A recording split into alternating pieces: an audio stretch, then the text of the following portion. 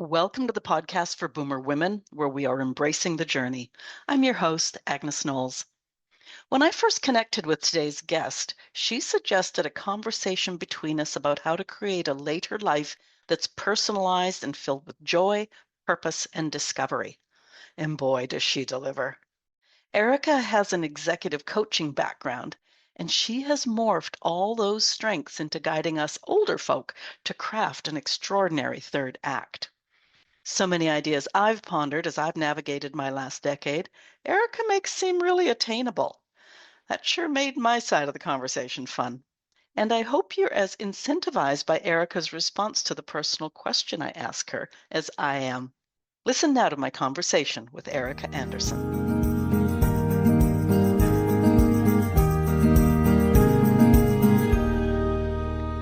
I enjoy my conversations with all my guests. I will admit, though, my conversations with those in our demographic are often the most fun. When my guest today sent me a message that said, if you think your listeners would be interested in hearing a conversation between us about how to create a later life that's personalized and filled with joy, purpose, and discovery, I'd be honored to be your guest. Well, I knew I'd be honored to have her as a guest. Erika is an experienced author, and I'm sure her first 5 books are immensely helpful. But today we're going to discuss her 6th book, The New Old, Crafting Your Best Later Life. She shares a liberating truth that you have the power to craft an extraordinary third act. And guess what? There's a roadmap. Erika Andersen, welcome to the podcast for Boomer Women, where we are embracing the journey. Yay, Boomer Women. And thank you for that introduction. That was great. Now, you have a pretty impressive CV. Executive coaching and leadership development, clients like Spotify, Amazon, and the Yale School of Public Health. Your books have been translated into no fewer than 6 languages, and you're a blogger for Forbes. Now, Well, did you know all that? And now you're sure we mid-agers have the power to craft an extraordinary third act. Now, given your credentials, I have to believe you. But tell us a bit about tell us a bit about your life before the new old. okay, so I started my company, which is called Proteus International, in 1990, so 35 years ago. And I'll say this because it's germane to our conversation. I started it because I couldn't find it. I thought there was a niche. And at the time, I wanted to become what has come to be called a business partner, although that was not a term of art at the time, 35 years ago, because I saw that a lot of companies all the companies I saw that were consultancies that were doing training, coaching, was just starting, they were very transactional. It's like, you want a training? We'll sell you a training. And what I wanted to do, and this actually became the mission of the company, is help clients create relationships with clients and help them clarify and then move toward their hoped for future. So both individuals, leaders, and organizations I want to help you get clear about the future you want to create for yourself and then help you move toward it. We have various tools to help you move toward it. So as I began to kind of step back from running my company, which happened during the pandemic, it was one of the silver linings of the pandemic for me was I was in my late 60s, and it gave me a chance to slow down and start thinking about my third act. Like, okay, so the pandemic comes, I'm 68. I did a lot of walking in the woods, as many of us did who lived in the woods. And I thought, okay, what's my vision for myself now in this third act? And what do I want to have that be? And if my core identity, one of my core identities is no longer founder and CEO of Proteus, what is it? What is my identity going to be? So I started, sort of eating my own caviar. And then I thought, oh, what code am I trying to crack here? Because when I write a book, I'm always trying to crack a code. And Okay. the code that I was trying to crack, I realized, was how to get old well. Because I wanted to get old, but I didn't just want to get old. I wanted to get old well. And so I really started thinking about that. And that was the genesis of the book. And interestingly, the book continues that mission of helping people clarify and move toward their hope for future because, I kind of, I guess, defaulted back to a lot of what I'd learned during 35 years of coaching individuals and organizations, which is, okay, how am I going to help? How can I best help older people, people in their 60s, 70s, 80s, 90s, get clear about the kind of old age they want to have and then have it, you know? So that's what led my life before, and that's how it kind of all led to writing this book. Well, I was going to ask how you morphed into writing for and motivating older folk, but you've just explained it all so well. And it makes so much sense that you absolutely have the knowledge, the credential, like everything to get people there. So this is going to be interesting. Now, I mentioned your roadmap. You start the journey with be the boss of your life, create a Yes, compelling vision for your future, and build a plan and a crew to help you achieve it. Now, yes, for women who have spent most of their adult life being who other people yeah. want and need them to be, that might sound a bit daunting. Can you go into that? Yes. Can I step back and give a little context before? Okay. Sure, yeah. So one thing I wanted to share, and I'm it sorry, is what would you have done if I'd said no? I would have just gone right into it, Yeah, but no, I think no, this will be helpful. sorry. I'll do whatever you want me to do. Um, so the reason I called the book The New Old is because being old is kind of new to us. That we are the first generation, really the boomers, who are going to live a long time. And one of the statistics I have in the book, which I really love, is that 100 years ago in the world, Mhm. 1 in 20 people were over 65. Wow. And now in the world, 1 in 6 people are over 65. So 100 years ago, being old was rare. Yeah. 1 in 20 people, 5 out of 100 people were over 65. So that's like, wow, okay. So we're the first generation for whom getting old is common. And then just to ramp up that statistic a little more, another statistic is that if you are a reasonably healthy, non-smoking 65-year-old right now in a developed Mhm. country, you have about even odds of living to be 90. And that has never happened. That's never been true in the history of humanity. And because of that, and society has not caught up with this yet.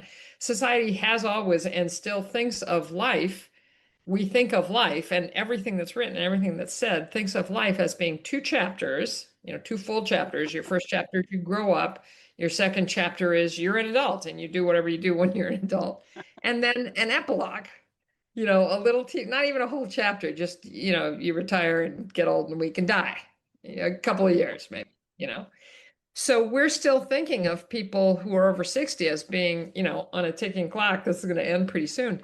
And so the idea of having this full third chapter after 60 that could be 20 or 30 or 40 vital, fun, interesting years, that's like brand new. So that's the name, right? The new old. And so when I started writing and I thought, okay, there's a million books being written about kind of tactical things. Not that they're not helpful, but how to deal with your medical issues, what you should eat, what supplements to take, should you exercise, where should you move to, should you downsize, all these little things. Important, but small. But what I wanted to do was kind of pull back the camera. So here's this new old. Here we are, old people, in a very different way than it's ever happened. So what I wanted to do to help crack that code is what are the key, I call them principles. What are not the specific, eat muesli for breakfast, but what are the key principles that you can learn and apply and live in your life to make it more likely that you're going to have a great third act? And so now to your question, the first of those principles is be the boss of your life. And the reason I thought about this a lot, and not only is this book based on what I've done for the last 35 years, but it's based on about 25 interviews that I did with various people, all of whom are in their 60s, 70s, 80s, a couple in their 90s. And one of the things I realized is that part of ageism is Ageism, it tries to make you not be the boss of your life. It tries to kind of take away your agency and make decisions, oh yeah, no, we had to tell mom what to do because she's getting a little old. But is she still a compass menace? Yes. Then why the hell are you telling her what to do, right? So ageism tries to make us feel like we don't or shouldn't have the power to be the boss in our lives. And then retirement plays into that too. So people who've been working, especially if you've had a big important job, and that goes away, especially for men. But even for women, it's a big part of your identity that's gone. And so you can start feeling like, well, I'm not the boss of anything anymore. So, and I realize it can be daunting for people who haven't thought of themselves as the boss of their lives previously. But I have a wonderful process that we've used with leaders and organizations for many years that I just simplified basically and clarified. And so I think anybody can use it. It's a way to, we call it the time machine. It's a way to get clear about the future that you want to have. What kind of an old person do you want to be? And what kind of an older life do you want to have? And just summarize it in a couple of sentences. And that's what the first chapter of that section is about. And it's very simple. I've done it with a lot of people, and it's very gratifying and empowering to have that kind of North Star. Like I'll share, and it can be as kind of practical or woo-woo as you want it to be. It's whatever resonates for you, right? So I'll share mine, which is pretty woo-woo, but it works for me. So my vision, the kind of old person I want to be is, and I encourage in the chapter to set a time frame because that's kind of how our brains work. So in my 70s, that's how mine talks. I am elven, like an elf. And then I say, in my 70s, I am elven, full of light, deep, strong, and magical. That's who I want to be in my 70s. So it's not, a corporate kind of goals of it. It's like, this is who I want to be. I want to be full of light, deep, strong, and magical.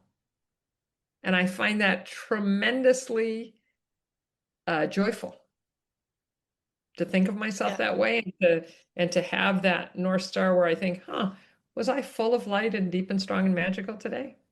Yeah, it was pretty damn magical. I'm doing okay here. So that's me. And then my life, the life I want to have surrounding that me is in my 70s, it's about exploration to discover and enjoy and support myself, the world, and those I love. That's what I'm doing. That's how I want my life to be. And I just, and then, in the further chapters, you use that to make choices about how are you going to get there and who do you need to help you be there. Does that make sense? It makes absolute sense. And first of all, I just want to say that when people use the word woo woo, years ago, I heard an explanation, a definition of woo woo that means anything is possible. And Yeah, love that. I'm going to use that. Yes, yeah, anything. yeah, Yes, yeah. So, and also, it's interesting how you bring sort of that corporate look into it of like anybody can do this.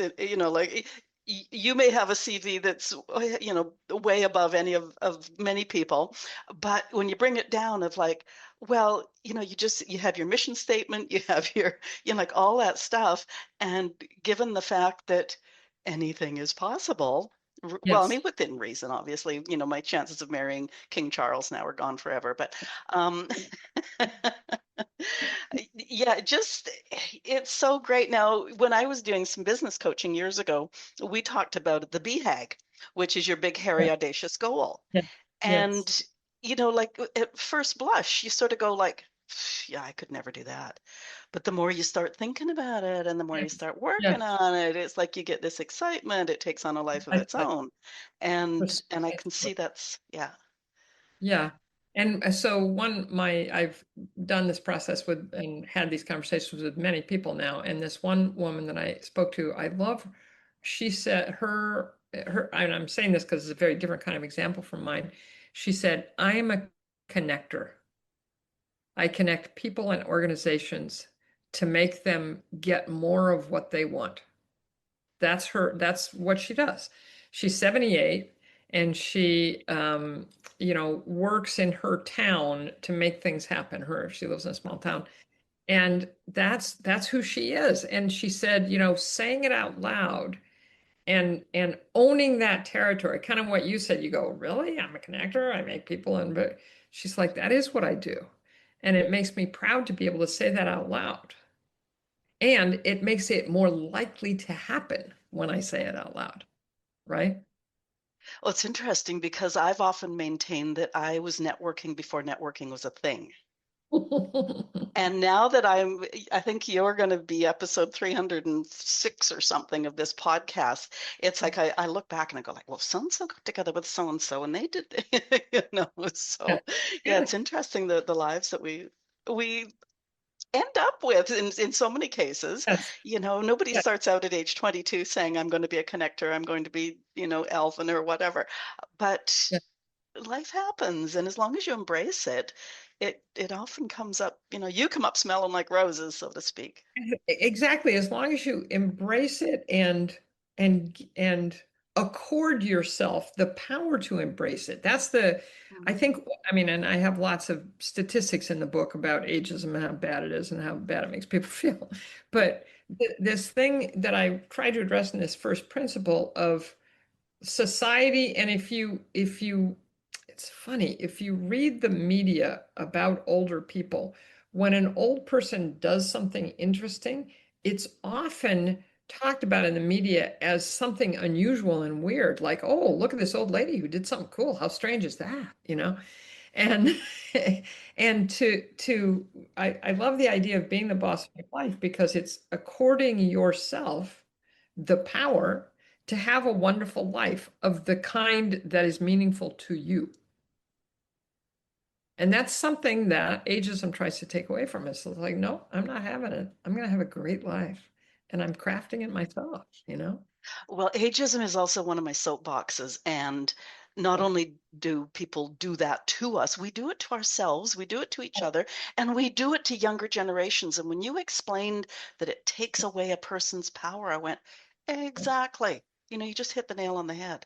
Yes. So, Yeah, I have a wonderful older friend, older than me even. She's 80, and she's wonderful and lively and an activist and does all this great stuff. And I was having a long conversation with her recently, and she said, talking to you has made me realize how much internal ageism I have. She mm, said, I have a friend who's living in a place that's not assisted living exactly, but it has levels of care. You can just live there or you can get some care or more care. And she said, whenever I think about it, I think, oh, those awful old people, they must be so boring. I wouldn't want to be around them. And she said, well, where do I get this? She said, I love my friend and I love her friends, but we've internalized a lot of these messages and we just have to clean our brains out? that's a great example because my career was in elder care, facility elder care. Oh, wow. And I still maintain that, you may not be, well, first of all, you're not seeing the whole person. I love the Yeah, people who had pictures of them when they were knocked down gorgeous at age yeah, yeah, 28, yeah. you know. Yeah. But also, I've seen people that are completely non-responsive, and then suddenly you get this really subtle connection. Mm, And yes. so it's just like never ever underestimate that, Yeah. Yeah, that's anybody. good. Yeah, Yes. yeah. So it's yeah, and and they can be just as funny and inventive and creative as any other age group. So Yeah. yeah. And that kind of, I mean, if you'll allow me to go here, that kind of leads into the second principle of the book, which is Right. master your mindset. Mhm. I'm sure you're about right together. And there's so much data now. Well, speaking of the Yale School of Public Health, I did have the chance to work with them, and they've done amazing, amazing work about this. And there's one study that I especially love. And I'll say, I have always believed more and more and more as years go by that our mindset is the most important determiner of the quality of our lives. How we think about what's happening to us is ultimately much more important than what is happening to us Yeah. in terms of the experience that we have, right? And so when I read this study, I was like, yes, this is what I've been saying for years. So, so they did the study. They took, I think, 700 and something people between the ages of 50 and 80, and they gave them all this questionnaire, this true false questionnaire to determine their attitude about aging. So it was questions like, older people are a burden on society, true or false? So if you said true, then you have a pretty negative attitude about aging, right? If you said false, probably pretty positive. Okay, so they just gave them all this questionnaire and then they divided them just, and they'd already kind of kind of made sure that pre-existing health conditions, they had them all sorted. And then they just divided them according to their attitude about aging. Just divided them in two groups, positive, more negative. And then they followed them for 23 years and they just noticed what happened. And many things happened, the most important of which was that the people who had a more positive mindset about aging lived on average 7.6 years longer Ooh. with no, that, just that. Yeah. So, and when I read that, I was like, oh my gosh. So that means that just having a hopeful, positive framework, attitude, mindset about aging has a bigger impact on your longevity than quitting smoking, lowering your cholesterol, losing weight, all the things that people try so hard to do, right? And I love that so much because it completely reinforces my whole point in this part of the book, which is that you, first of all, your attitude is hugely impactful. How you think about aging, your own and just aging in general, has a bigger impact on the quantity and the quality of your life than almost anything else. And it's totally in your control, right? We can all decide how we want to think. I still lead, and in 2 days I'm back in the class. I still lead a group of older women ranging in age from probably 62 to 92. And it's an exercise class. And oh my goodness, they fit that theory completely, because Yeah. they come for the fun, even when tragedy hits. So, like a husband that will die or something, Yeah. they're back to class within a week because they've Yeah. got the support, they've Yes. got the humor, all that sort of stuff. Yeah. Yeah, so I'm going to tell them that they're all going to live to. I have this saying that I'm going to live forever, and so far, so good. So I'm going to threaten them with the same thing now. I love that. Oh, that's wonderful, Agnes. I really love that. And I bet a lot of it is, obviously in the part of Be the Boss of Your Life, I talk about having your vision and then turning that into, intentions that you follow up with action. And there is absolutely no disagreement that staying active in your older life, as active as you can, given all your whatever your health conditions are, is just absolutely good. There's no downside Yeah. to that.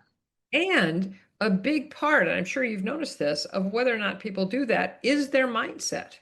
I mean, if you're sitting there 60 years old saying, "Yeah, I can't exercise anymore because old people don't exercise," if that's your thought, okay, well, then you're not going to do it. But the beauty is you can make that thought conscious. You can notice that you're not exercising. You can say, okay, how am I talking to myself about this? And you notice that you're thinking, yeah, old people don't exercise. You can change that. You can decide to speak differently to yourself. You can say, no, no, no, I don't think that's true. I can exercise as an old person. There's nothing in the way of me exercising. And then you'll notice what happens is that you start exercising.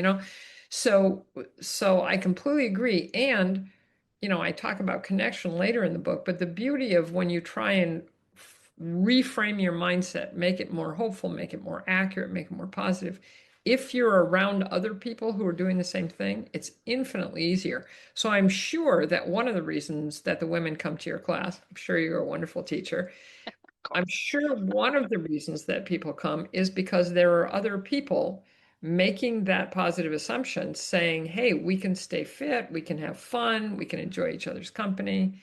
It's much easier to master your mindset in a positive way when you're around other people who are also doing it.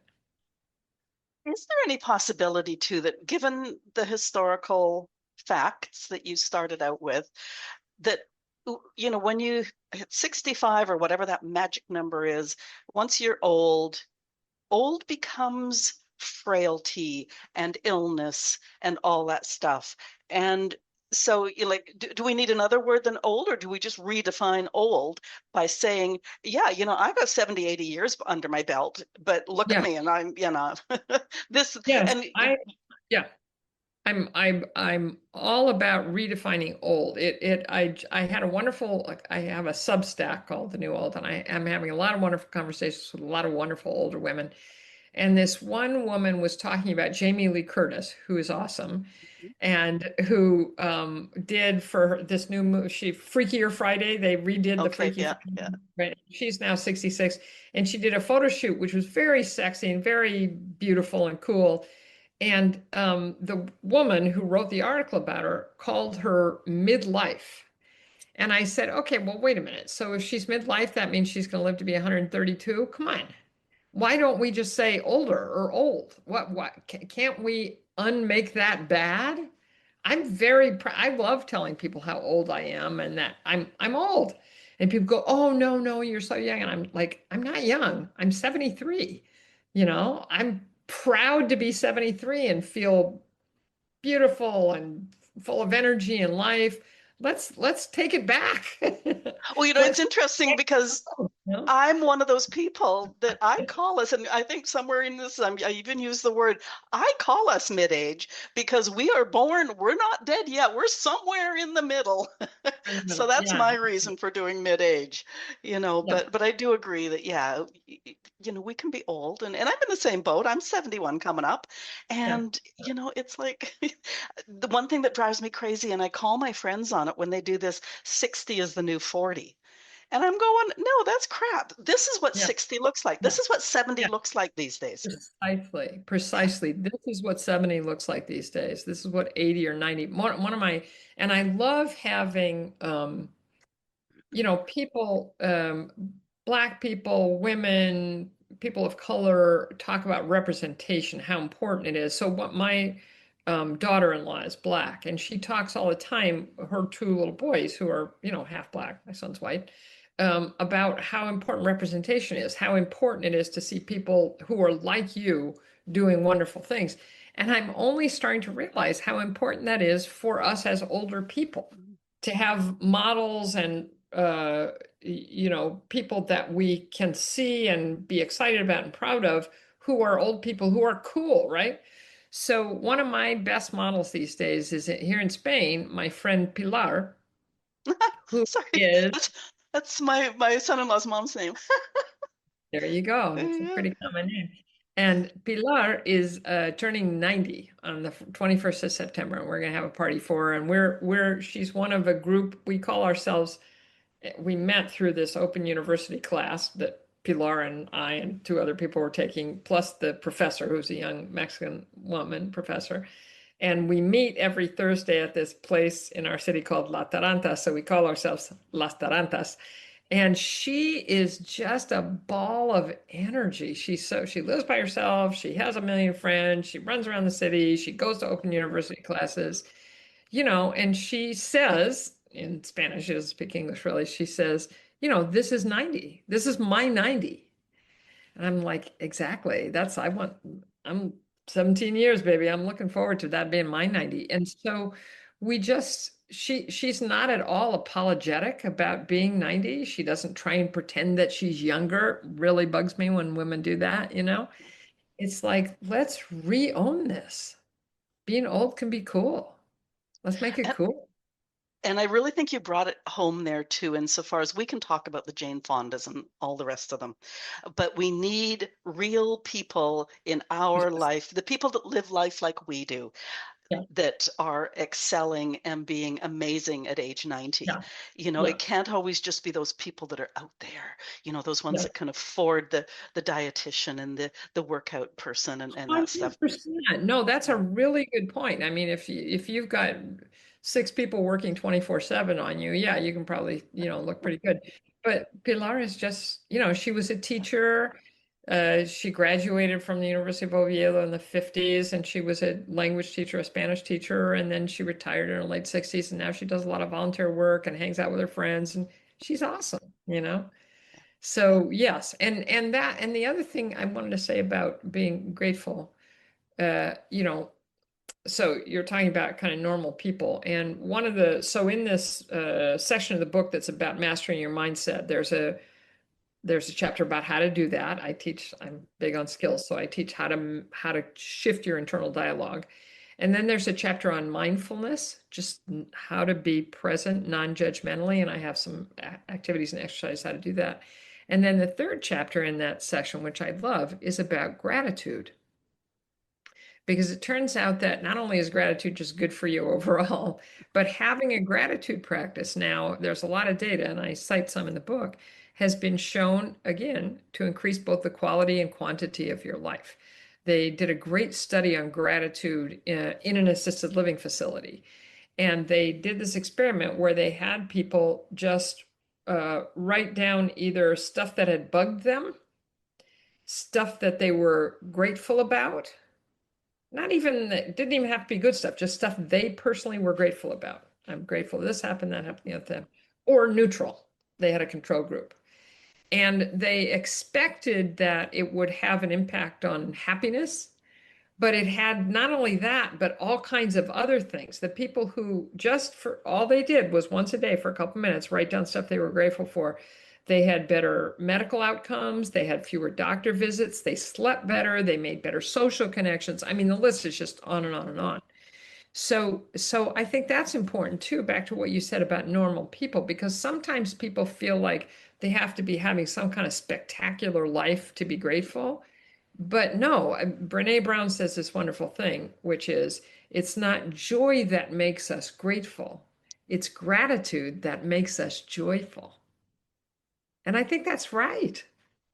I'm glad you expanded on that because I have my notes and I've got the next destination because yes, mindset, but you actually say master your mindset, transform how you talk to yourself about aging, which we've discussed, use mindfulness and gratitude to dramatically improve and extend your life. Now, Yeah, I guess part of me is disappointed that gratitude and mindfulness have been on the radar for so many people for so many years, but we're still needing to remind people to do that. 100%. And I think Yeah. part of it is that people go, it's kind of like you'll get this. All the years that I was doing, leadership development and coaching and stuff, I thought about, I always used to say that listening is the Clark Kent of interpersonal skills because it doesn't get any respect and nobody thinks it's Superman. So when somebody says, "Oh, you have to listen better," we tend to go, "Yeah, yeah, yeah, yeah, I know that, I Yeah. know that," but they don't do anything about it. And I think it's the same thing with mindfulness and gratitude. It's like, "Yeah, yeah, I know that's probably good." So I Mhm. really break it down in the book. The chapter about mindfulness is I define it as just being aware in a non-judgmental way, just being aware of your current circumstances. And then I have three different activities. One is just being aware of something in your environment, something you see or smell or taste or hear. Second exercise is what's called a walking meditation, where you're just mindful as you're walking. And the third one, which is the challenging one, is just being mindful about an emotion you're having, especially a negative emotion, which is especially useful for older people because sometimes bad stuff happens. We get sick or somebody dies or your kids move away so just to learn to be mindful about that. So I've tried to make it very simple and practical so that people can see the power of it, right? Rather than just having be like, yeah, yeah, yeah, I know I should do that. The same thing with gratitude. I start out the chapter talking about my brother who died 4 years ago. For many years, he had had rheumatoid arthritis, which he just battled valiantly. And then right as the pandemic started, he was diagnosed with cancer. And they gave him chemo and it worked, but my brother used to call it life-saving poison. Chemo is really hard on your body, and his body was already really weakened by years of rheumatoid arthritis, so they got rid of the cancer, but then he died anyway because his body just shut down. And I use him as an example because he was incredibly good at being grateful. And he was grateful for his life and for the people in his life until the day he died. Literally, I mean, we were all with him when he died, and he was like, "Oh, I'm so glad." My older sister and I show up, and he's like, "Oh, I'm so glad you guys could show up. Oh, this is so great for you to be here while I'm dying." Also, he was very forward about the process, and grateful about his partner, grateful about the son, great. And it's such a great example of the power of gratitude and the fact that you can be grateful. That I'm completely convinced that every single person has something to be grateful for in their life right this minute. And that's powerful. And I think that's one of the reasons people don't kind of veer away from gratitude. They're like, oh, well, my life isn't that great. No, no, no. Are you breathing? Did you just have a wonderful lunch? Do you love your dog? Come on. There's a lot of things to be grateful for, right? Right. And I've often maintained that, there's mindfulness and there's gratitude, and they can operate separately. But when Yeah. they link hands, Oof. that's when they're impactful. And one of the examples I use is, you hit a green light. Thank you. But bigger than that for me is my morning coffee. I mean, there's some mornings, and we all have them, where I grab the coffee, I'm on the computer, I'm planning my day, and whatever. The exact same cup of coffee on another morning, when I sit down and I wrap my hands around the mug and I taste it and I feel the heat and the Yes. flavor of my coffee, because I like strong coffee. It's so zen. And you're not starting the day with your stress or your whatever up over the horizon already. It's just a matter of, like, I have this moment, and thank you for the coffee maker, thank you for the coffee, thank you for helping me find this particular coffee, like all that stuff. Yeah. It just changes the moment. Totally agree with you. And it's why I wrote the chapters in that order for exactly what you're saying, that I teach the reader mindfulness and then gratitude. As you say, if you kind of layer it on top of that, because I bet you anything, those best mornings are where you're in the present moment. You're just currently aware and you're having this lovely experience of just being cozy, having coffee that tastes wonderful, looking out and seeing, so many things in the moment. Every moment is so rich. And then you can say thank you. And it does, and you don't have to be religious. It's just thank you. Just thank you, universe. I feel thankful to the universe. And one of the things I love about this for us as old people, my husband often complains that time is moving too quickly now. The older you get, especially if you don't have a job to go to every day, it's kind of like, wait a minute, how's it? Sometimes he'll say to me, how is it 6 o'clock already? And I feel like mindfulness and gratitude both just help you see how every moment is a treasure chest. I mean, really, there are a million moments in every day to be experienced in the richness and depth of their complexity, right?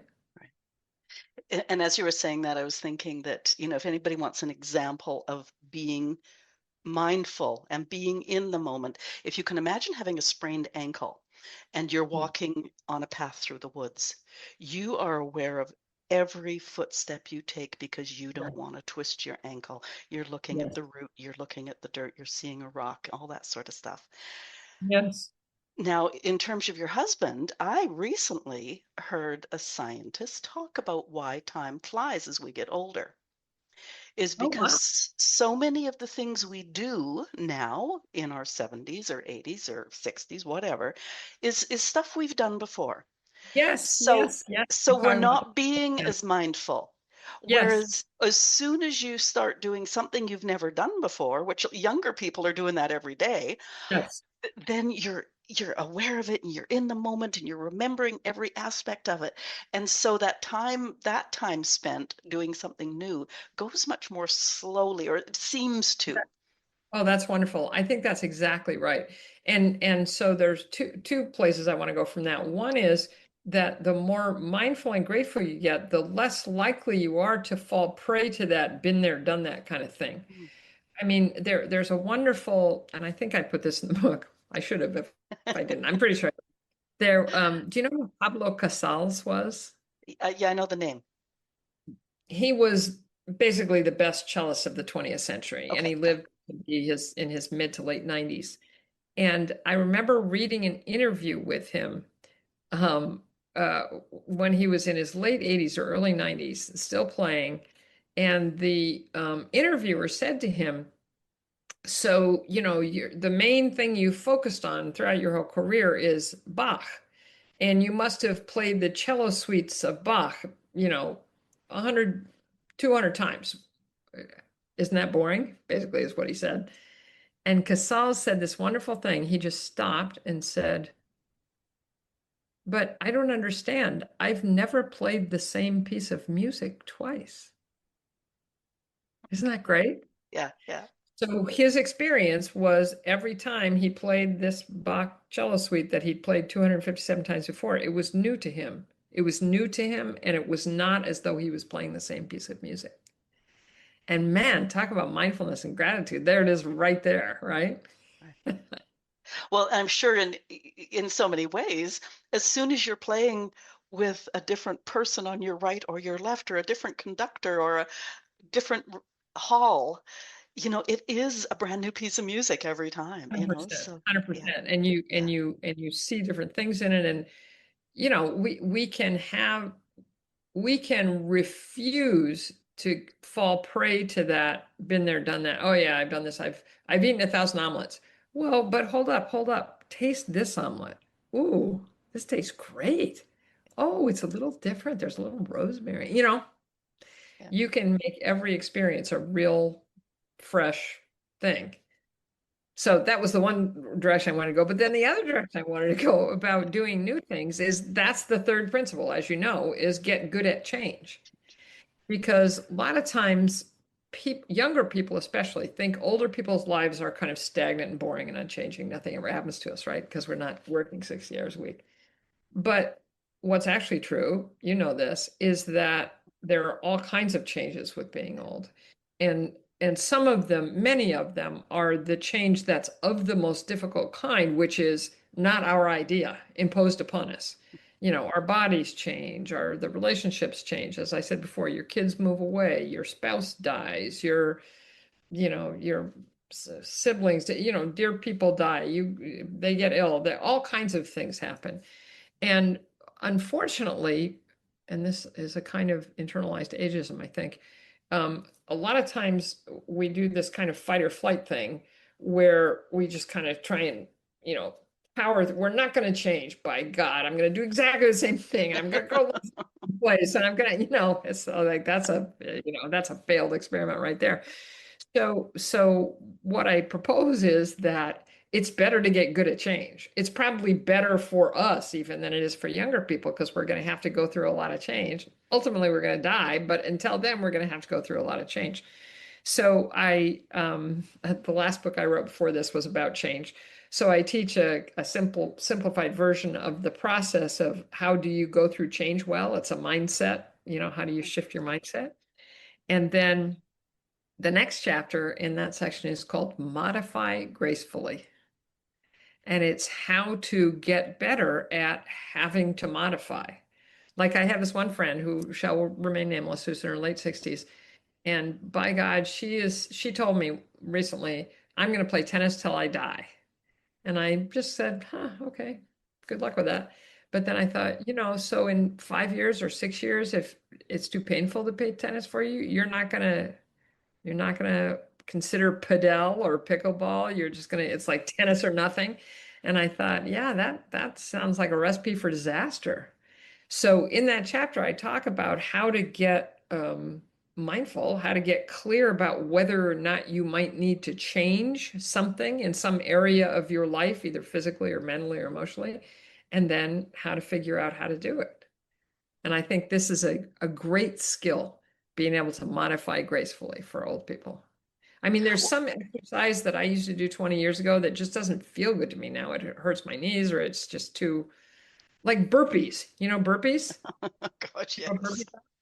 God, when you're 70 or 80, they're just so rough on your hips and they don't, you can get that same, benefit some way that isn't going to hurt you. Right? Right. Now, the other thing that our demographic needs to remember is we're good at change. How many Yeah. changes have we experienced in our life? God. Whether it's marriage or kids or, leaving home or them leaving home or like all those Yeah. sorts of things. I'm wondering two things is, first of all, could just part of it be it takes energy to change? So maybe that's part of the resistance. But I'm going to give you another word here that I want you to fly with is curiosity. Curiosity is one of my favorite words, and it's just so glad you said that. So the last chapter in the change section um, is called Discover and Explore Anything. And it's about how learning as an older person, you're in it's so great because your brain still works. It's use it or lose it. So if you're using your brain, it still works. All your synapses are still firing. And for most people in their 70s and 80s and 90s, especially, we have a lot more time than we used to have. And we can, some of us, for the first time in our lives, focus on learning the things that we actually want to learn versus the things that we had to learn because we wanted to be good parents or we wanted to succeed at our jobs or whatever, right?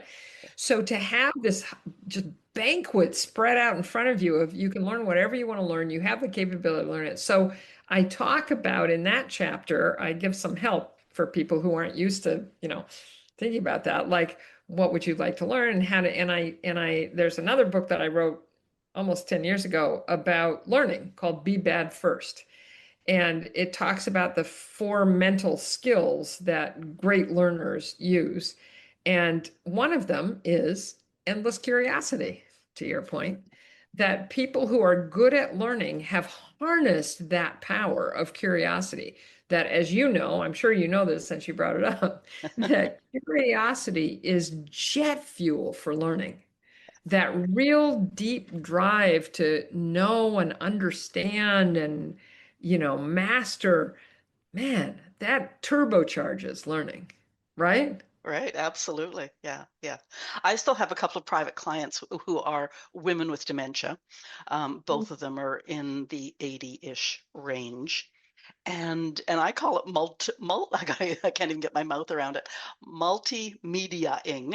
And I used to tease my kids because, they'd have something in their ears, they'd have something in their hands, and the TV's on, and blah, blah, blah. But for Yeah. us now, I love going to the thrift store and I'll pick up a picture book on something very interesting. But as we're going through it, I have my tablet then because, well, they've just said this, let's look that up, and Yes. even with dementia, the curiosity can still be there. And Yes, that's it's wonderful. Oh, I love so that. rewarding to, just, okay, that triggers that thought. So now we got to go check out Yeah. that thought. And there's days when I've got my tablet and my phone as well as the book, because there's so many things that we have to find out Yeah. about. Um, Yes, and I love just leaning into that. I mean, often in the course of a day, my husband and I will say to each other some version of, "So why do you think da da da da da?" Or how does da da da da da relate to da da da da da? Or what would happen if we da da da da da? And then this is to me the beauty of technology. You have right here, you can just look it up and find it out. A lot of ours are about culture and language since we're trying to live here and really okay. integrate here. But it's you can, when you follow that line of curiosity, and you try and find it out and you look it up and you say, huh, I didn't find much online. Who can we talk to? It's like push-ups for your brain. You can just feel it helping you. You know what I mean? Yeah. And it's interesting too, because I'm very close with my 15-year-old grandson, and Mm, he's curious, but much prefer not to have the gadgets anymore, but to have him speculate. So Yeah. go like, okay, well, what do you think? If we've got these few facts, what do you think the next step could be or might Yes. be or is? Or why would they do that? And it's interesting watching the development of, his critical I thinking love and his that. imagination and stuff like that. Yeah. Yes. Oh, Yeah. we have, my husband and I are incredibly gifted to have 7 grandkids. All our kids have kids. And they range in age from newborn to almost 15. We don't get to see them all the time because they're in the States and we're here in Spain. But we're, due to the beauty of Zoom, Yeah. Yeah. we talk to them a lot. And I feel like I feel like exactly what you're doing is part of what's been lost in America specifically, but a lot of Western countries about what older people can bring to the mix. It's one of the things I love about Spain is that older people are very often right in the middle of the families, in there with them, teaching the kids, teaching the grandkids. There's a lot of respect for their opinions. And so which leads me, the last chapter of the book is called Connection, a Thread That Runs Through Everything. And, there's a lot of data about how older people now are very lonely. And many, many more older people, not only, I mean, it's kind of a perfect storm. Many more old people live alone than used to, but twice as many as 30 years ago. Many more people in our generation didn't have kids. And many more people in our generation are divorcing as older people, or their spouses die, right? So it means there's this just epidemic of people over the age of 60 living by themselves and having a lot of their connections frayed. Like a lot of, like one of the things I noticed as I retired over the last couple of years is a lot of my social connections happen through work. I kind of didn't realize that while it was happening. And a lot of people's social connections happen with the parents of their kids' friends. So a lot of those connections start to kind of fray. And so I talk about in that chapter about how to consciously make friends, make connections when you're an older person, because for a lot of people in our age group, that's a new thing. Having to figure out like what kind of people do I want to be friends with? How will I find them? How will I become friends with them? And I think that to your point about your grandson, it's lovely to have friends of many different ages because I think that we all have different things to give to each other. But just to have those connections, I mean, I love hearing you talk about your grandson. Connection is just the thread of human life. Yeah. Yeah. Yeah. And he's very involved with my older friends. Like, and I'm talking like in their 90s. So Mhm. yeah, it's fun. And it's learning all around. It's good for the old people to be, Yeah. in the company of young people as well. But where was I gonna go with hmm, My friend, I'll interrupt you while you're thinking, if yeah, that's okay. My friend Pilar, one of the volunteer things she does is she has one of the great things they have in maybe all of Spain, in our city, certainly, they have these centros sociales, social centers, right. where people can just take course and hang out and do stuff. And in her social center, she lives in a neighborhood where there's a lot of old people, they have this project where they do a letter writing exchange with at-risk kids, not in Oviedo, but in other cities. Right. And just, I love that, first of all, letter writing, but also I love it as a way to get the wisdom, the collected wisdom of these people in their 70s and 80s and 90s to these kids, many of whom don't have strong parental figures or in Yeah. some difficulties of various kinds. It's wonderful. I mean, in the so many of the problems in society have the solutions there. We just have to work to find them, I think. And you've just segued right into what I was going to say is, in terms of the solitude of so many people at this age, is the women friends in my life, we all agree that the ideal way to grow old is not those, independent living communities or assisted living, is give us a big old house where six of us can live together because we're going to check up on each other. We're going to socialize when we feel like Yeah, socializing. We're going to cook for each other, like all that sort of stuff. And we yeah. build small community. And that whole, I mean, I think I've thought about it for a lot of years, but it's making quite a bit of headway in England. Yes, yes. And I just read an article in my local Spanish paper about the kind of elder co-housing is what it's Hmm. being called. Hmm. And there's one starting just south of us that just started last year and they've got all the permits and stuff. And I'm like, yeah, 100%. Let's all hang out together. Yeah, when we feel like it. We're all going Yeah, to have those days when it's like, yeah, no, I'm just going to close the door, pour a glass of wine, and watch TV. yeah, But there's so yeah, many other times when it's like, who's got the Scrabble game going? yeah, That sort of thing. exactly. Yeah, yeah. Exactly. Okay, so I'm looking at the clock here. What haven't we talked about that you want mid-age? You see, I do use that word. Older women to really Yeah, think about, as they traverse their 60s, 70s, 80s. I love that question. I think the one thing is about agency and power. I really would love Mm. for anybody listening to us to realize that you can craft the life you want. And it's not that there won't be obstacles or things might not get in the way, but that's the overall message is you have power in your life. You can think about, as I said from the very beginning, what kind of an older person do I want to be? What kind of a life do I want to have? And then you have the power to make it happen. It is not arcane, it's not complex, it's not corporate, it's you. I'm talking to you right here. You have the power to create a life that feels joyful and interesting and challenging to you to the extent you want it to be challenging. You can craft the life you want to have, the later life you want to have. And I think that's the door that you need to open to walk through, right? Absolutely.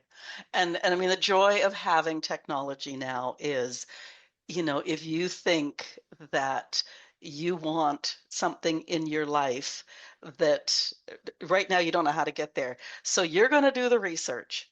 And at some Yeah. point in time, you may sit back and laugh and say, that ain't ever going to happen. Yeah, yeah, But yeah. you just never know if you go like, oh my God, I can do that, Yes. Yeah. So Yes, exactly. Oh my God, I can do that. And society, it's there's a headwind. There's still a lot of ageism and we internalize a lot of it, but just to sit with yourself, and then subsequently there are other people and there's technology and there's things you do, but just to sit with yourself and say, I can create the kind of later life I want to have. That is so powerful. okay, I have to leave the pause. Where do we find you on the World Wide Web? Oh, so I have a website, Erika Andersen, spelled, And erikaandersen.com, and I have a Substack called The New Old, and I'm on LinkedIn, and my book is everywhere. My book has global distribution, hardback, softback, Kindle, audiobook, and I hope you buy it and read it because it's a one I hope all your listeners do. I think that I have really created something helpful. well, it's interesting, and I sort of started partway in, but just to say, like, the way you've explained how you've taken your professional life and adapted it, morphed it, like recreated it to talk to older people. Um, yeah, it's I'm gonna go. I've got to sit in here on my other monitor. I'm gonna go buy it. That's for sure. Ah, dear. Can I ask you a personal question before we close? Yes, yes, yes. You've given us a few tidbits here and there. You split your time between the U.S. and Spain. Yes. Why Spain, and how does that keep life vibrant? Oof, I love that question. So, um, before I really started thinking about oldness and getting old and what kind of old person I wanted to be, in 2016, I think I mentioned I wrote this book called Be Bad First about how to learn well.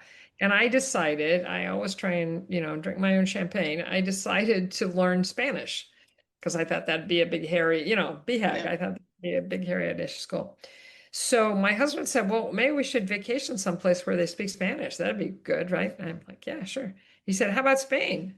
And I said, well, I've only been in south of Spain. Don't really like it. It's too hot. It's too touristy. So do your research.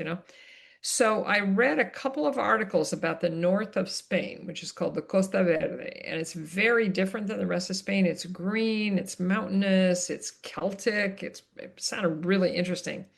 So we came here in 2017, Asturias, and we just fell in love within a couple of days. We were like, is this not the coolest place we've ever been? And so we came back in 2018. We came back in 2019 and invited all our kids and rented a big house, and that was super fun. And then after the pandemic kind of opened back up, we came back at the end of 2021, and we rented a little Airbnb in this city in Oviedo, which we had visited, but not. And we were actually, this is a lot about how so Patrick and I love culture, we love coziness, we love so many things that exist here. But we were sitting in our little Airbnb. It was a couple days after Christmas, and they were projecting across the plaza from where I lived. They were projecting a Christmas laser light show on this 300-year-old church that was right across from us. And the whole plaza was filled with families with kids and everything. We just looked at each other and were like, all right, this is it, right? And so within the next year, we bought an apartment, we started applying for a long-term visa. And by that time, I was starting to think about all this, and it really aligned with my vision for myself, full of life, deep, strong, magical, and also for my life exploration, right? To discover, explore, and support myself, the world, and those I love. So it was very lined up with my vision, very lined up with my husband's vision.